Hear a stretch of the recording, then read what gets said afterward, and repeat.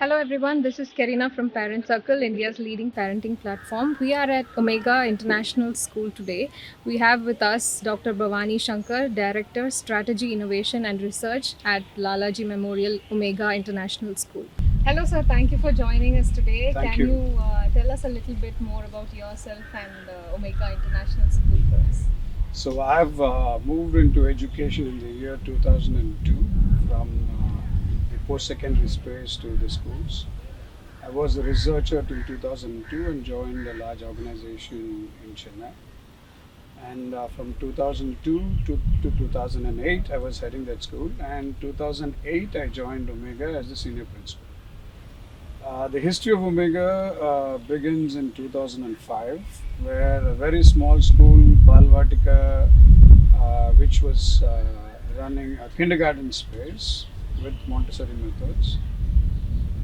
The person who was running it was Jacqueline Celia. She went to the then master of Sri Ramchandra Mission, Sri Chariji, and our founder. So he was Sri Parthasarathi Rajagopalachari. And he decided that rather than giving a small space for her to run the school, he would start a school for a larger population. And that was the seed which began in 2005 with about 153 students. So now we have over 6,100 students. So over these years, the size of the school with respect to infrastructure moved from about 7 acres to over 23 acres now. So we run five different verticals: CBSE, Cambridge K to 12, IB at the diploma program, the NIOS, which is also now backing up as an occasional center alongside the academic center. We also run the open basic education modules and also an inclusive school, so which we call the Indigo Center, and we call the children the Indigo children. This is a special needs school which also operates within the school. So we have grown over these years, and I think it has been a wonderful journey for everybody. And personally, it has been a hugely rewarding and a learning experience for me. So, apart from the subjects that you teach in the school, you also teach children various co-curricular programs. And so, can you tell us a little bit more about that? Okay, see, we are a standard school with respect to what is being taught, and the only benefit that the kids have would be a plethora or a basket full of electives. Alongside the academic electives, which are plenty, we have about 34 different electives for children to select from, and possibly one of the largest bouquets which is available to the students. With respect to the co curricular activities, as you have pointed out now, there is a reference for us to believe that every aspect of schooling becomes a core activity.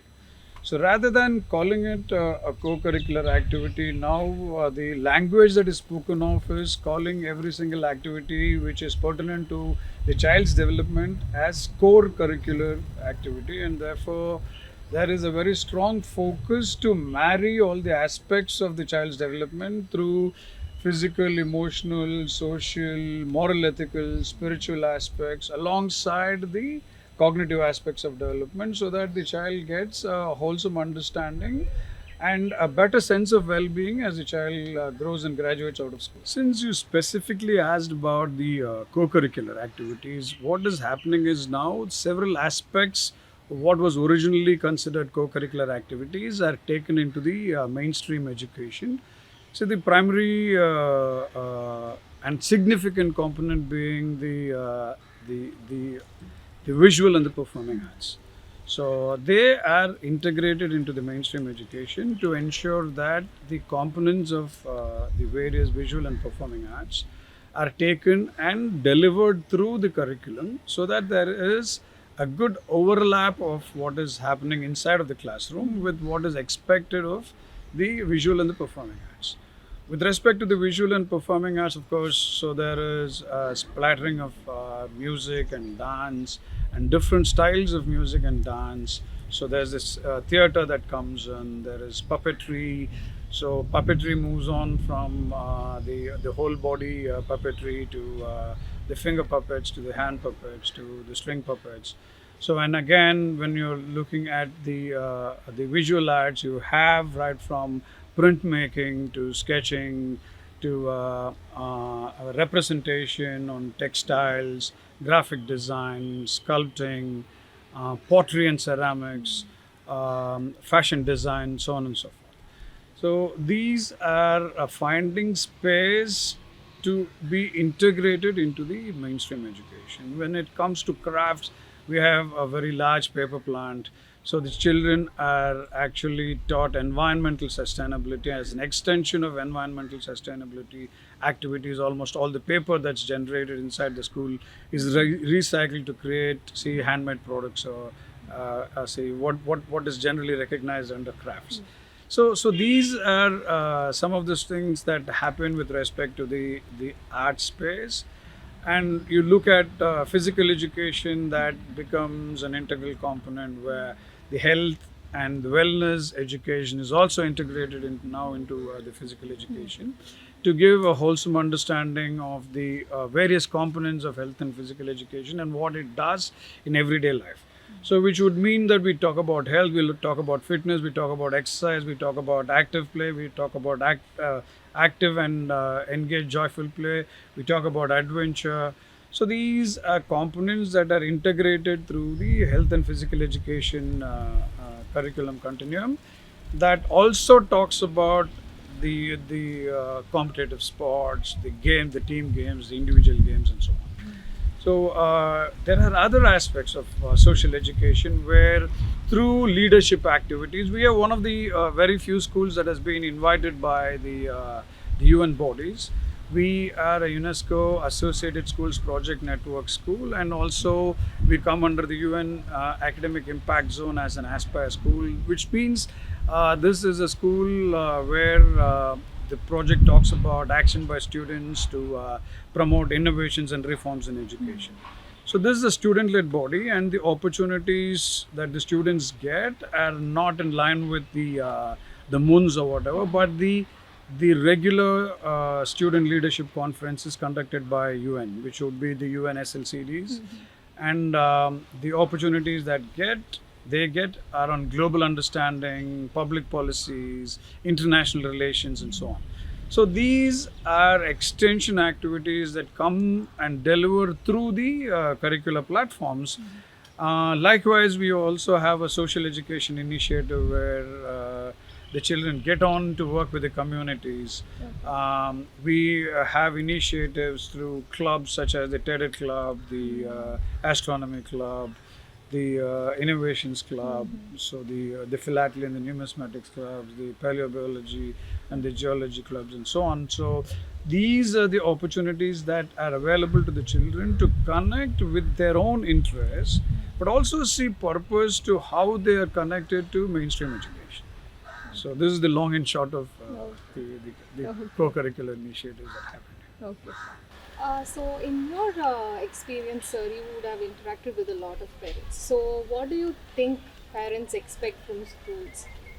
See, the question now is the parental aspirations that have been promoted over these years have been hugely drawn by the academic spaces, and sadly, these spaces still continue. So there is definitely an overload for the marks that sadly determine the success of the students, and still parents first expect all the children to perform a lot more than their own realities.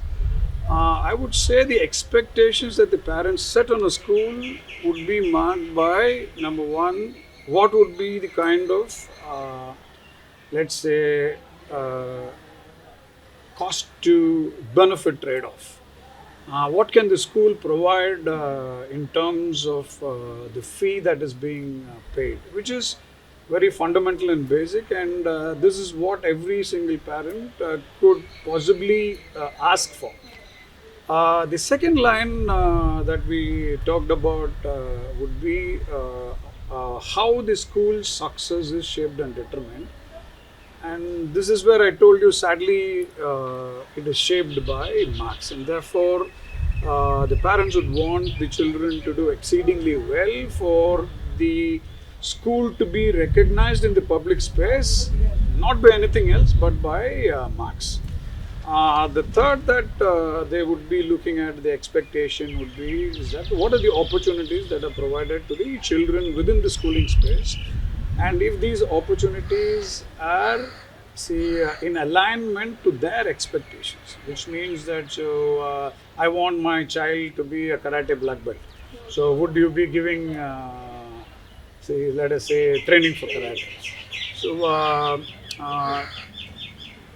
because we are a cricket crazy country and now also a football crazy country, we would feel that every parent has this, especially for boys, has this unsaid desire to see whether his son grows to be an excellent cricketer or a footballer. So that's also emerging now.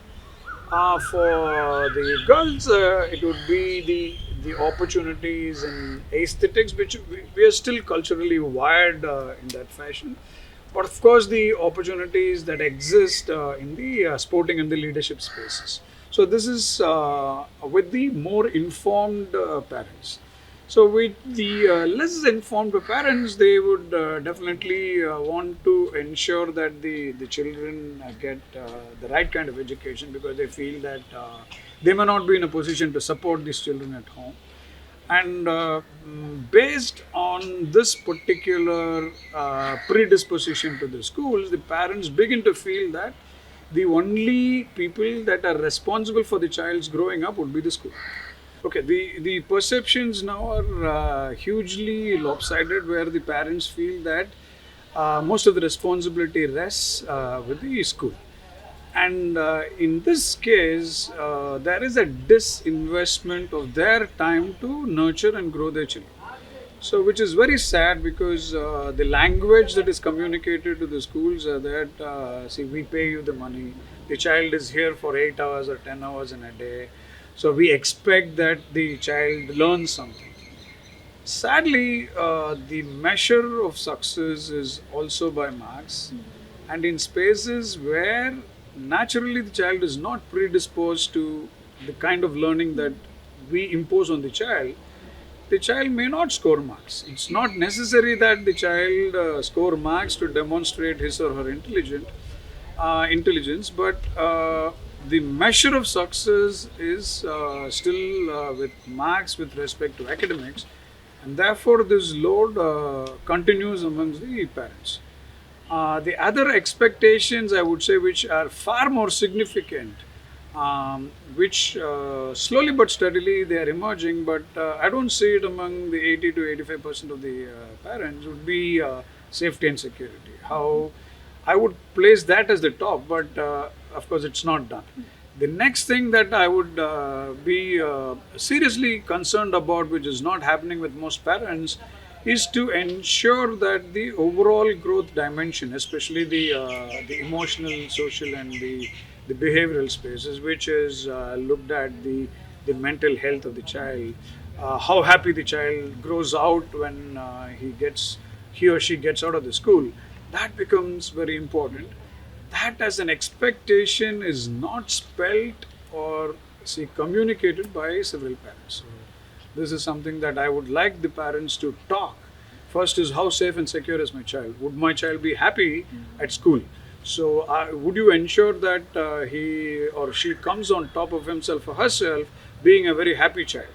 And then would he or she figure out, what to do once they graduate out of school? If these are the questions that the parents ask, I think their expectations are well in space. So we live in a technology-run world, sir, now. So how do you think technology impacts how children learn and how they look at learning or the education system? Okay, let us first define what technology is to different people. I still feel there is a big digital divide this digital divide has not been addressed at a level where we speak technology as a common language. Okay, so now if we start looking at what technology appeals to for schools in let us say big metros, and what technology means for schools in, let's say, a panchayat union at the border district of Tamil Nadu and Andhra Pradesh, the language could be very, very different. Having said that, there is no wishing technology away, because there is more leaning to what technology can give.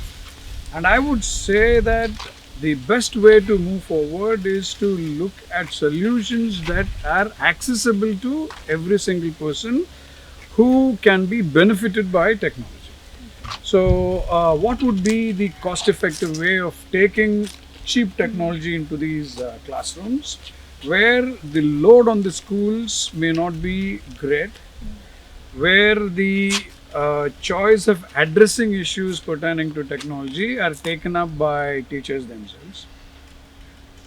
One, we need to educate the teachers, make them aware that technology opportunities are going to be more and more complex. Technology is going to disrupt education in ways which is not being discussed till now. So, artificial intelligence is slowly but steadily creeping into this space. In trying to define this space, the biggest problem may not be access to technology in the next 5 years, but to limit the use of technology. So, how do I cull information? How do I stay relevant in the technology driven space? How cultural influences, how ethnic influences, how access driven by finances, access driven by infrastructure may be impacting the realities of a particular school. These are the languages that need to be spoken about. I would say the more we keep it simple, the more we make it accessible and give the scope of independent use of technology to a cluster of local governances, technology adoption would be a lot better. See, if I continue to look at how technology has been embraced over these years, the teachers didn't wait for long after the start of COVID, so they were hardly about 2 weeks behind in trying to look at technology and embrace it in a way which they have never done before. This technology was available to them even in the pre-COVID days, but they were very smart and they adopted technology very fast.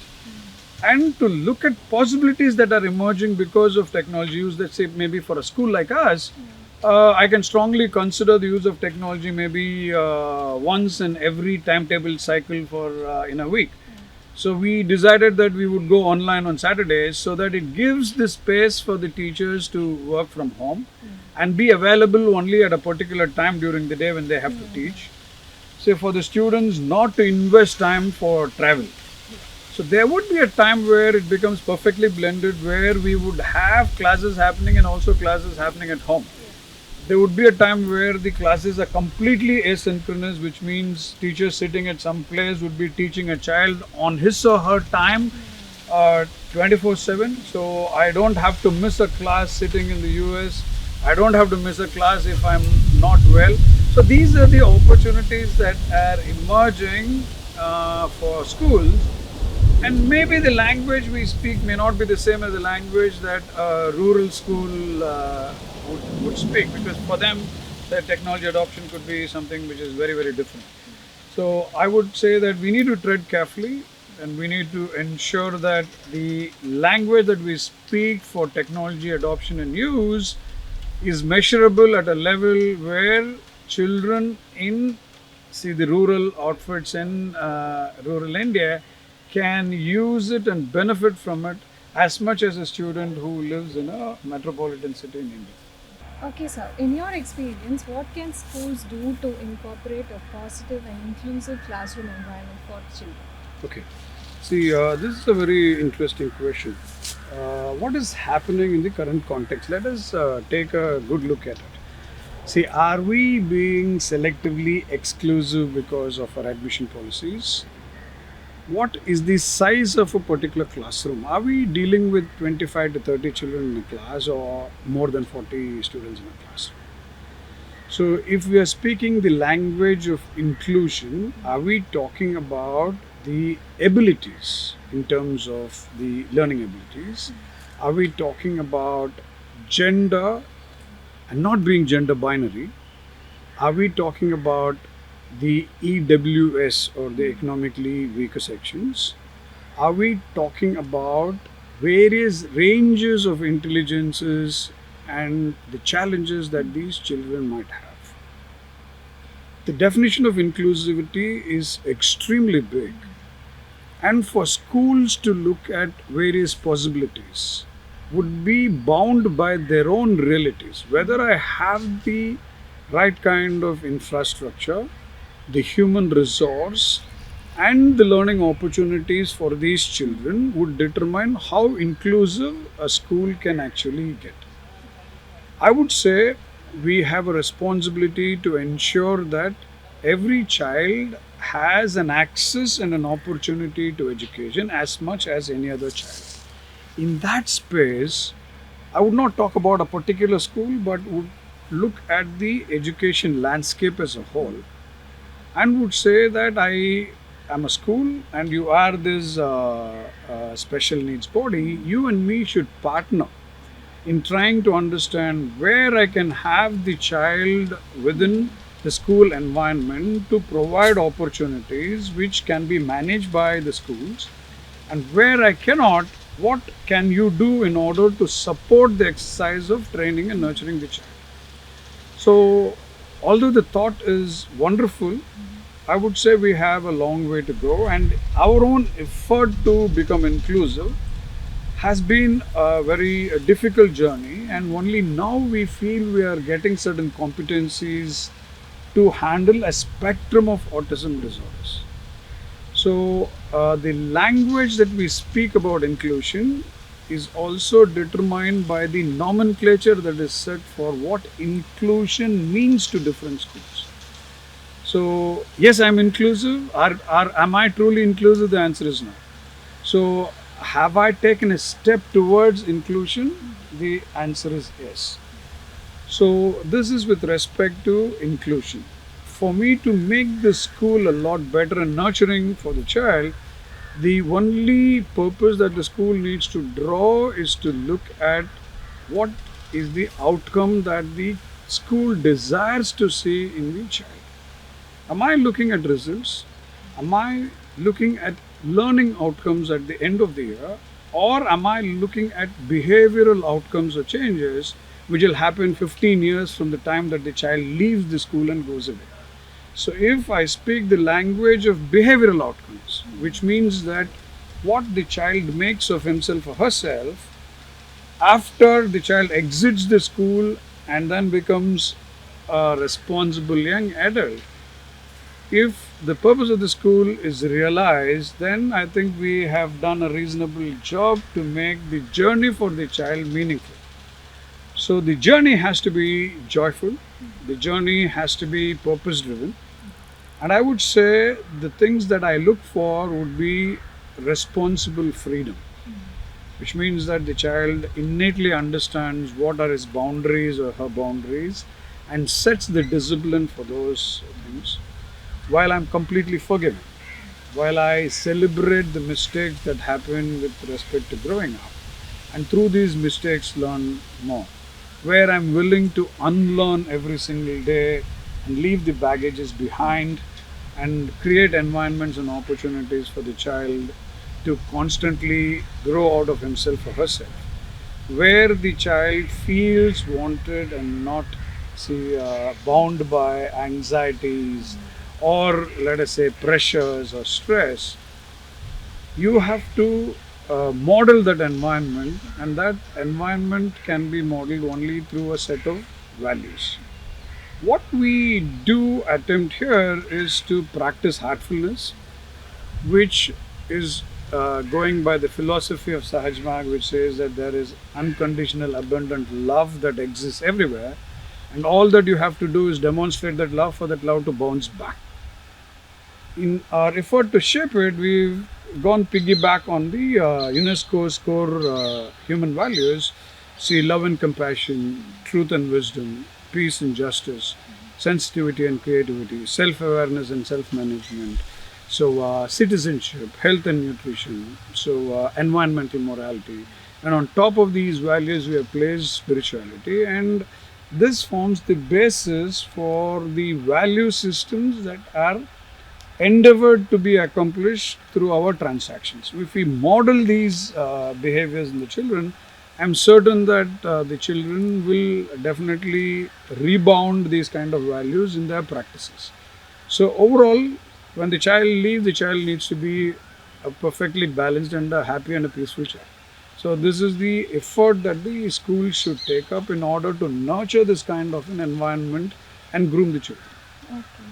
So, sir, can you tell us what parents can also do to balance this? In schools, children have access to all these resources. What can parents do at home? See, number one, the parents need to feel responsible that they're also in the equation of nurturing and growing up the child. I'm not saying all the parents are disinvesting on the child's growth, but a large number of parents, because you have two of them working, the family is becoming more and more nuclear, no social support structures at home. So the time that is invested on child's nurturing is less and less. So the minute that the parents start involving themselves and feel that they are in this stakeholder equation of nurturing the child, I think the change starts happening then. I would say, see, make child a part of the conversations that are important for the family. So let there be a normal household. When there is a fight, there is always a patching up. The child will have to model a behavior of seeing the parents only fight but not patching up is not right. So the opportunities that are available to the child at home needs to be consummate. Investment needs to be there in trying to understand what has happened to the child on a daily basis. So the schools and the family should connect with one another, not just on the parent-teachers day and the meetings, but on a regular basis to try and understand that there is definitely somebody who has a lot of care and concern for your growth and development. So if the child starts seeing this and see this happening with respect to his or her environment, I'm certain that the child would understand that there is a greater investment through the parents. I would say family school partnerships will have to be as important as the annual examinations or the quarterly examinations or the PT classes or the mathematics and the language classes. I would go to an extent of saying that the teachers should make an effort to meet or to talk to the parents at least once a week, so there is a good deal of the connect that is happening between them. And parents should be invited to be a part of the school's activities. Maybe a parent can come and volunteer, maybe a parent can go out on a field trip, maybe a parent can chaperone a group of students to take them out to a movie or somewhere. And also we are trying to create these community relationships where 15-20 families come together. And then these family clusters, we call them family clusters, they take their own initiatives to bridge and form relationships.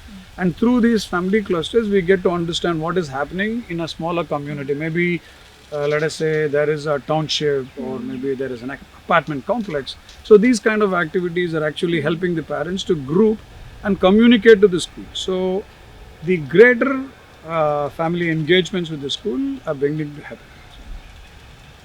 So, sir, how can schools better prepare students to perform better in their career or pursue higher education? What can schools do? Okay, see, this is a very interesting question. What is success as defined by the community partners? What is success as it is determined by the school? What would be the purpose of the school where it prepares the child for the first 18 years of his or her life, and then allows the child to enter the post secondary portals, which usually are shaped by colleges and universities. And in some cases, the occasional and the skills institutes. And in rare instances, see professions that are not determined by these spaces, but possibly sports, possibly music, possibly some performing arts. So these are the spaces that are emerging as careers. And now the term that is much abused, the VUCA world, right? So the volatile, uncertain, complex, and ambiguous world. So the volatile, uncertain, complex, and the ambiguous world. So if this is the true, so we are with every minute walking into the future. So when we started this interview to now, we are already in the future of where we started. What is changing is change. And the biggest, I would say, the skill that the child needs to get would be change readiness. How ready am I to the change that is happening around me? The second thing is that have I picked up the skills that could be transferred to new skills that are emerging? So the second thing that I'm talking about is skills transference. So the third thing is that okay, there is change. There is so much that I picked up earlier. So I have to offload all of this. So can I leave behind some of it without irritation? So would this particular journey give me the space and opportunity? Can I face it with a lot of courage? So which means the third thing that would be absolutely essential is resilience, or my ability to bounce back. So along with all of this, I'm talking about digital literacy. I'm talking about creative intelligence. I'm talking about innovation mindset or entrepreneurial mindset. I'm talking about collaboration and communicative practice. I'm talking about critical thinking and problem solving. So I would say all of these are subsumed into, hey, am I change ready? If I answer the question, I am change ready, which means that all of this has already come in. The next thing is that, see, am I able to transfer the skills? I say that I am flexible, I am adaptable, and therefore I am change ready. So the second, the last one, which I said that going piggyback is resilience, is my ability to bounce back, which means that whatever irritations that I go through, whatever frustrations I go through, I know I have the courage to bounce back, which would determine the lines of success. I am saying that the careers that are shaping. So a child now who graduated a couple of years back from college is what he calls himself as an end of life coach. Okay, so what does he do? So he takes care of all these people, old people who live in homes abandoned by their children. And he gives a social structure to them. He gives a day-long program for them. He engages with them through his company and makes say their life meaningful, and for which he takes a very large salary. Another child, she's now a marine archaeologist. What does she do? She looks at sunken treasures of French Polynesia. Okay, so she's a diver, scuba diver. Okay. She looks at, so what did she like? She liked archaeology. Okay, she liked history. She also liked swimming. Okay, so she liked photography. So she has found a niche profession which possibly did not exist several years back. So how about an end of a life coach? I mean, this I don't really. No, there is another child who is a behavioral forensic scientist. So a behavioral forensic scientist is that she works for market research. She understands the human behavior, see, over the last 20 years, and how the human behavior has influenced consumer goods use in a particular segment. What she does is that, okay, 10 years back this is what you used, 5 years back this is what you used. Now these are jobs that are getting created. Now, say I would say I want a horizontal bandwidth and a domain knowledge. So both horizontal bandwidth, which means that I should be able to connect science with, let us say, music, with history, with writing, so with entrepreneurship and marketing, with forecasting trends and data, and then I become more purposeful. That's the reason I said, hey, you know what? It's going to be skills transference, and how can I transfer these skills and how I can navigate through these spaces. So careers are emerging in a way we don't even know about. The only thing that we can do as schools would be to prepare them for success, make them resilient, give them the skills which are transferable, and tell them that you are change ready. So if I do that, finding career spaces are going to be cakewalk. I don't think it's going to be very difficult for this children. Thank you, sir, for joining us today. Thank you, It was thank you. very insightful talking to you, and I'm sure parents will find it very useful. So, is there anything you would like to say to our parents? Yes. See, first, I've also been a parent, and I understand from where we stand as educationists, it takes the entire community to raise a child.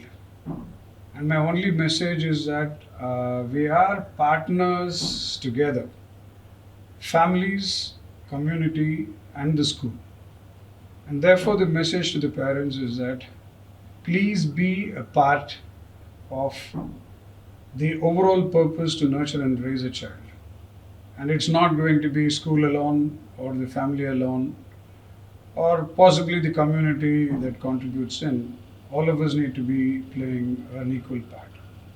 In order to do that, show up, make sure you're around, and make an investment that would make a huge big difference to yourself and the school. And most importantly, the beneficiary here would be the child. Yes, definitely. God bless you.